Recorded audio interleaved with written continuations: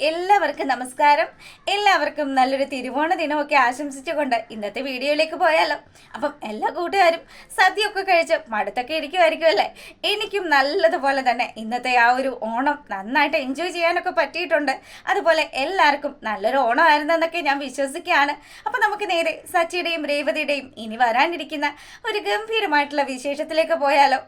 അങ്ങനെ നമ്മുടെ ശ്രുതിയുടെ അമ്മയും അതുപോലെ തന്നെ ആദിക്കുട്ടനും ഒക്കെ ആശുപത്രിയിലാണ് എന്നുള്ള വിവരമൊക്കെ അറിഞ്ഞിട്ട് സച്ചിയും രേവതിയും കൂടി ചേർന്ന് അവരെ പോയി കാണുകയാണ്. അപ്പം അമ്മയ്ക്ക് വളരെയധികം പ്രശ്നമാണെന്ന് നമ്മുടെ സച്ചിക്ക് മനസ്സിലായി. ആദ്യമാണെങ്കിലോ ഈ അമ്മ പോയി കഴിഞ്ഞാൽ പിന്നെ ആദിയെ സംബന്ധിച്ചിടത്തോളം അവനൊരു അനാഥനായി മാറുമെന്നും സച്ചി തിരിച്ചറിഞ്ഞു. അങ്ങനെ നമ്മുടെ സച്ചിയും രേവതിയും കൂടി ചേർന്ന് ആ ഒരു തീരുമാനം എടുക്കുകയാണ്. അവർ നമ്മുടെ ആദിക്കുട്ടനെ ദത്തെടുക്കാം എന്നുള്ള ആ ഒരു തീരുമാനം ഇതുമൊക്കെ മനസ്സിൽ വിചാരിച്ചുകൊണ്ട് നമ്മുടെ സച്ചിയും രേവതിയും കൂടി തിരികെ വീട്ടിലെത്തുകയാണ്. ഈ സമയത്ത് രവിത പത്രമൊക്കെ വായിച്ചുകൊണ്ട് വീട്ടിലിരിക്കുകയാണ്.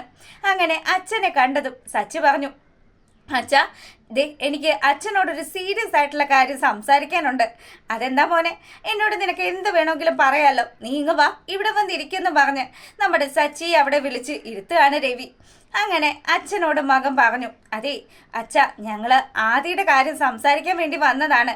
ആ മോനെ, അത് ചോദിക്കാനിരിക്കുമായിരുന്നു. വിമലയ്ക്കിപ്പം എങ്ങനെയുണ്ട്? വിമലയുടെ മോള് വിമലയെ വിളിച്ചോ എന്നൊക്കെ ചോദിക്കുമ്പം ഇല്ലച്ച, ആ ആദ്യമാണെങ്കിൽ ആകെ മൊത്തത്തിൽ കഷ്ടപ്പെട്ട് നിൽക്കുകയാണ്. അച്ഛനറിയാലോ, എൻ്റെ ബാല്യത്തിൽ എന്നെ അച്ഛമ്മ മാത്രമല്ലേ സംരക്ഷിക്കാനുണ്ടായിരുന്നുള്ളൂ. ആ സമയത്ത് ഞാൻ എത്രമാത്രം വേദന സഹിച്ചാണ് ജീവിച്ചത്. എൻ്റെ അച്ഛൻ്റെയും അമ്മയുടെയും ഒക്കെ സ്നേഹമൊക്കെ ഞാൻ ഒരുപാട് മിസ് ചെയ്തതല്ലേ. അതുപോലെ ഇനിയിപ്പം ആദിക്ക് അവൻ്റെ അമ്മൂമ്മ നഷ്ടപ്പെട്ട് കഴിഞ്ഞാൽ മറ്റാരും തുണയുണ്ടാവില്ല. അതുകൊണ്ട് തന്നെ ഞാനും രേവതിയും കൂടി ഒരു തീരുമാനം എടുത്തു എന്നും പറഞ്ഞ് സച്ചിയാണെങ്കിൽ ആദ്യം ദത്തെടുക്കുന്ന കാര്യം അത് രവിയുടെ അടുത്ത് സംസാരിക്കുക. അപ്പം ഇത് പറയാൻ തുടങ്ങുന്ന സമയത്ത് ചന്ദ്രമതി അവിടെ വന്നു. ഇവരായിരുന്നോ വന്നത്? ഇവരോടാണോ നിങ്ങൾ ഇത്ര കാര്യത്തിൽ സംസാരിക്കുന്നതെന്ന് പറഞ്ഞിട്ട് ചന്ദ്രയാണെങ്കിൽ രേവതിയെ കണ്ടതും മുഖമൊക്കെ വെട്ടിച്ച് അപ്പുറത്തോട്ട് പോവാണ്. അപ്പം ഇവരുടെ ഈ ഒരു സംസാരങ്ങളൊക്കെ അപ്പുറത്തെ റൂമിൽ നിന്നും ഒളിച്ചു നിന്ന് കേൾക്കുകയാണ് നമ്മുടെ ശ്രുതി. തൻ്റെ അമ്മയുടെയും മകൻ്റെയും കാര്യമാണ് ഇവർ പറയുന്നത് എന്ന് മനസ്സിലാക്കിയിട്ട് ശ്രുതി ആണെങ്കിൽ, ഈശ്വര, ഇവർ ഇത്രയായിട്ടും ഈ ആദിയുടെ പിന്നാലെയുള്ള നടപ്പ് മാറ്റിയിട്ടില്ലല്ലോ, ഇനി താൻ എന്ത് ചെയ്യും? ഇവരിങ്ങനെയൊക്കെ ആദ്യം ദത്തെടുക്കാൻ തീരുമാനിച്ചു കഴിഞ്ഞാൽ അച്ഛൻ സമ്മതിച്ചാൽ മാത്രം മതി, നമ്മുടെ സച്ചി അത് നടപ്പാക്കുമെന്ന് ശ്രുതിക്ക് നല്ല നിശ്ചയമുണ്ട്. അങ്ങനെ ശ്രുതി ഇങ്ങനെ ആലോചിച്ച് സങ്കടപ്പെട്ട് നിൽക്കുക, എന്ത് ചെയ്യും? അങ്ങനെ സച്ചി പറഞ്ഞു, അതെ മോനെ, നിനക്കറിയാലോ നിന്റെ അമ്മയുടെ സ്വഭാവം. എടാ നമ്മൾ വിചാരിക്കുന്ന പോലെയല്ല. ചന്ദ്രമതി ആദ്യം നീ കാര്യം അവതരിപ്പിച്ചപ്പം അവളാണിവിടെ ഉടക്കുണ്ടാക്കിയത്. മറ്റാരും നിന്നെ എതിർത്ത് സംസാരിച്ചിട്ടില്ല. അച്ഛാ, അത് ഞങ്ങൾക്കൊരു കുഞ്ഞുണ്ടായി കഴിഞ്ഞാലും ഞങ്ങൾ ആദ്യം ഞങ്ങളുടെ സ്വന്തം മകനെ പോലെ തന്നെ സ്നേഹിച്ചോളാം. മക്കളെ, നിങ്ങൾ അങ്ങനെയല്ലെന്നല്ല ഞാൻ പറയുന്നത്. പക്ഷേ ഒരുപാട് കാര്യങ്ങളുണ്ട്. ഇനി മുന്നോട്ടുള്ള ജീവിതത്തിൽ നിങ്ങളത് ആലോചിച്ചും കണ്ടും വേണം അങ്ങനെയുള്ളൊരു തീരുമാനത്തിൽ എത്താനെന്ന് രവി ഒരു മുന്നറിയിപ്പ് കൊടുക്കുക. അപ്പം ഈ സമയമാണെങ്കിലോ നമ്മുടെ ശ്രുതി ഇങ്ങനെ ആലോചിച്ചു, അമ്മ എതിർത്ത വിഷയമാണ്. അതുകൊണ്ട് തന്നെ അമ്മയെ കൊണ്ട് തന്നെ ഇവരുടെ ഈ ഒരു തീരുമാനം അതങ്ങ് പൂട്ടി കെട്ടിക്കണമല്ലോ. അപ്പം ശ്രുതി ഇങ്ങനെ ആലോചിച്ചതിന് ശേഷം അവൾ നേരെ പോവാണ് ചന്ദ്രയുടെ റൂമിലേക്ക്. ചന്ദ്രമതിയുടെ അടുത്ത് ചെന്നപ്പം ചന്ദ്ര ചോദിച്ചു, എന്താ മോളെ, ആ രേവതി അവിടെ ഇരിക്കുന്നില്ലേ? അവൾ വർത്തമാനം പറഞ്ഞ് ഉള്ള വിശേഷമൊക്കെ പറഞ്ഞ് അവിടെ കുത്തിയിരിക്കുകയാണ്. നീ ഒരു കാര്യം ചെയ്, അവളുടെ അടുത്ത് പോയി പറഞ്ഞിട്ടേ ഒരു കപ്പ് കാപ്പി ഉണ്ടാക്കി കൊണ്ടുവരാൻ പറയും. എനിക്ക് നല്ല തലവേദന എടുക്കുന്നുണ്ട്. അമ്മ, അത് അവരെന്താ സംസാരിച്ചതെന്ന് ഞാൻ പറയട്ടെ. അവർ നമ്മുടെ ഈ വീട്ടിൽ ഇടയ്ക്ക് വന്ന് നിൽക്കാറില്ലേ, ആദ്യം അവൻ്റെ അമ്മുമ്മയും. അപ്പം അവൻ്റെ അമ്മുമ്മയ്ക്ക് എന്തൊക്കെയോ വയ്യായികയൊക്കെ ഉണ്ട്. അതുകൊണ്ട് തന്നെ ആദ്യം ഇവർ ദത്തെടുക്കാമെന്നുള്ളൊരു തീരുമാനത്തിൽ എത്തിയിരിക്കുകയാണ്. അതിനെന്താ മോളെ, അവൻ എന്തെങ്കിലും ചെയ്യട്ടെ. ആ രേവതിക്ക് തന്നെയാണ് ഇതിൻ്റെയൊക്കെ പേരുദോഷം കിട്ടുക. എൻ്റെ മോളെ, നീ എന്താ ഉദ്ദേശിച്ച് വെച്ചിരിക്കുന്നത്? രേവതി ഇത്രയും കാലമായിട്ടും ഒരു കുഞ്ഞിന് ജന്മം നൽകാത്തത് കൊണ്ട്, അവൾ പ്രസവിക്കാത്തത് കൊണ്ട് മാത്രമാണ് ഒരു കുഞ്ഞിനെ ദത്തെടുക്കേണ്ടി വരുന്നത് എന്നൊക്കെ പറഞ്ഞ് മൊത്തത്തിൽ നമുക്ക് ഇവരെ ഈ വീട്ടിൽ നിന്ന് അടിച്ചിറക്കാൻ പറ്റുമെന്നൊക്കെ പറഞ്ഞു.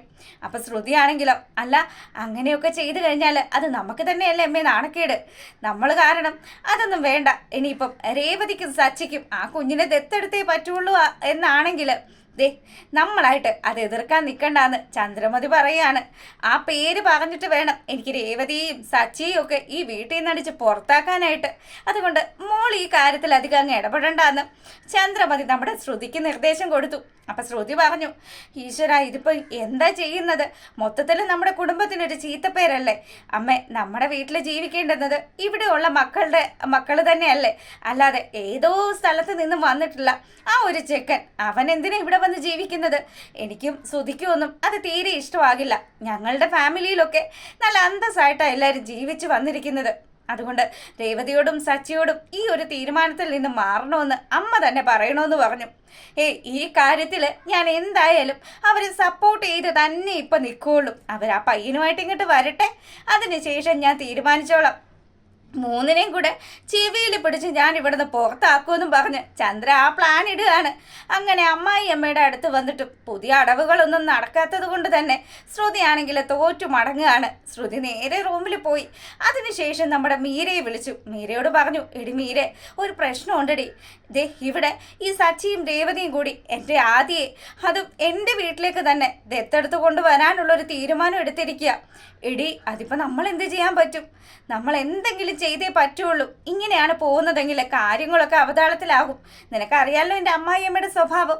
അമ്മായിയമ്മയാണെങ്കിലും അവരൊരു ദുഷ്ട സ്ത്രീയാണ്.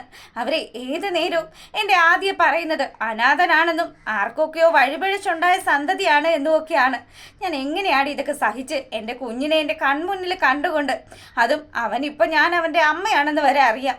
ഇങ്ങനെയുള്ളൊരു സാഹചര്യത്തിൽ ഞാൻ എന്ത് ചെയ്യും? മീരയാണെങ്കിലോ നമ്മുടെ ശ്രുതിക്ക് മറ്റൊരു ബുദ്ധി പറഞ്ഞു കൊടുക്കുകയാണ്. എടി നീ എന്തിനാ ടെൻഷൻ അടിക്കുന്നത്? രേവതിയും സച്ചിയും കൂടി ഇങ്ങനെ ഒരു തീരുമാനം എടുത്തെങ്കിൽ അതുപോലെയുള്ളൊരു തീരുമാനം നീ അങ്ങോട്ട് എടുക്ക്. രേവതി കൊച്ചിനെ ദത്തെടുക്കുന്നതിന് പകരം നീ ആദ്യം ദത്തെടുക്ക്. അപ്പോൾ ആ പ്രശ്നം അവിടെ തീർന്നില്ലേ? അപ്പം നിനക്ക് നിന്റെ മോനെ കണ്ടുകൊണ്ടും ഇരിക്കാം, അവനെ ശ്രുതിയും നീയും കൂടി വളർത്തുകയും ചെയ്യാം.